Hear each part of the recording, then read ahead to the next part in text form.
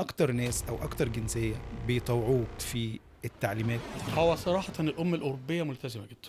احنا عارفين ان انت اشتغلت في مصر في مستشفيات كتير، وعارفين ان انت اشتغلت في السعودية فترة طويلة، ودلوقتي من فضل الله رئيس قسم في مستشفى كبيرة من اكبر مستشفيات الامارات. اللي انا عاوز اعرفه منك دلوقتي الممارسة الطبية عموما. انت اتعاملت مع جنسيات كتير يا سامح، اتعاملت مع لاتين امريكان، واتعاملت مع عرب، واتعاملت مع امريكان، واتعاملت يوروبيانز مع ناس من وأفريكانز كله. اوروبا والكلام دوت. اكتر ناس او اكتر جنسية بيطوعوك في التعليمات، ان انت لما تتكلم عن حاجه معينه تخص الاكل او تخص الرضاعه او تخص كذا او كذا وكذا، بيكونوا مهتمين ومصحصحين وينفذوا الكلام بتاعك بالظبط. هو صراحة الأم الأوروبية ملتزمة جدا. يعني تمام. من أحسن الناس اللي بتسمع كلامك بتفاصيلها. يليها بعض الجنسيات العربية، والحقيقة إن الأمر بيختلف على حسب ثقافة الأم. يعني عندنا مش هقدر أقول لك المصريين متابعين، المصريين حبايب قلبي يعني زي ما بنقول، وهم الأقرب ليا.